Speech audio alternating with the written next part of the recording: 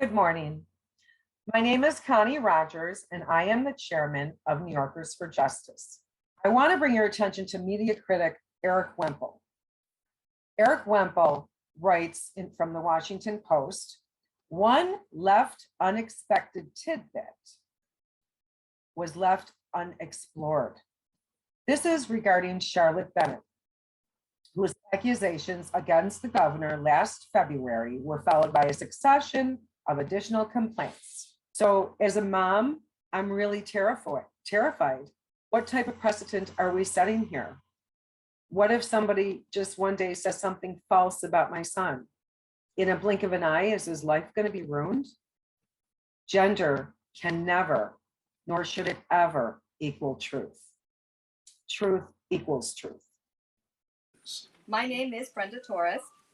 I'm a native New Yorker, a supporter of Governor Andrew Cuomo, and one of the many disenfranchised voters. As a voter, I ask one simple question. How can you make such a decision without seeing evidence? They did forget one important factor in their zeal to achieve their goal, the removal of Governor Cuomo. They forgot the voters, especially the 3.6 million voters who voted for Governor Cuomo and most likely would have voted for him again for a fourth term.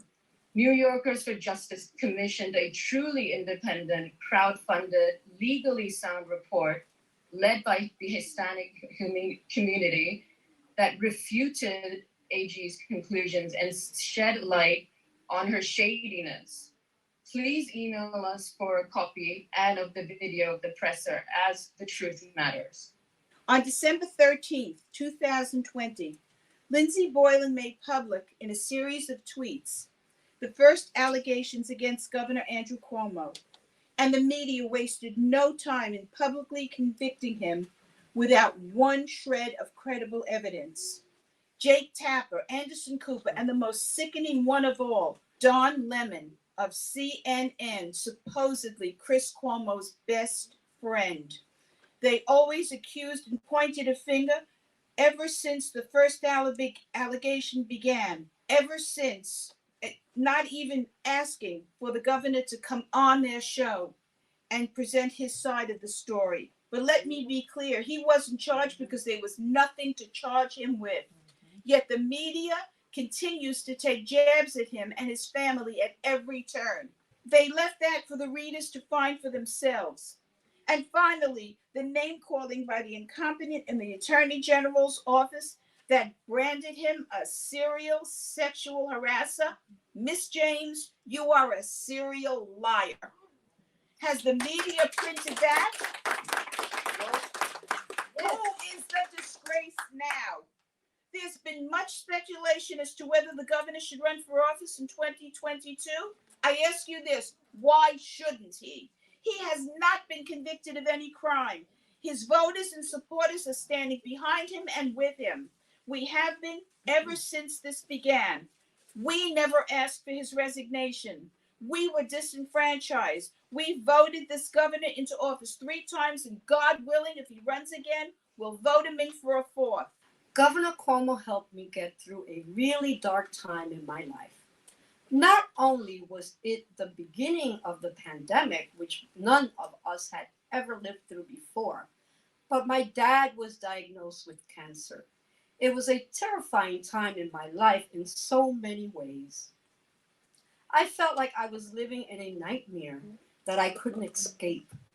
Governor Cuomo got on TV every day to talk to New Yorkers and people from around the world that tuned in and guide us through the unknown, to give us facts, to let us know that we weren't alone, even though many of us felt that way. The allegations of sexual harassment that sprung up suddenly and furiously between December 2020 and March 2021 were used and amplified by many in the state legislature to assure his removal from office.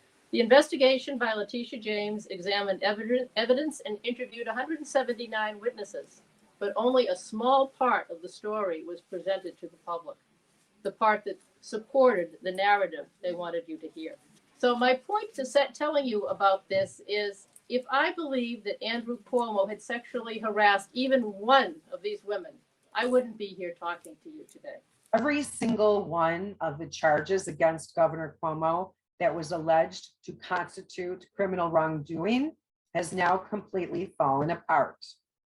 But the perpetrators of this farce, nevertheless, has succeeded in their goal of upending New York State's government.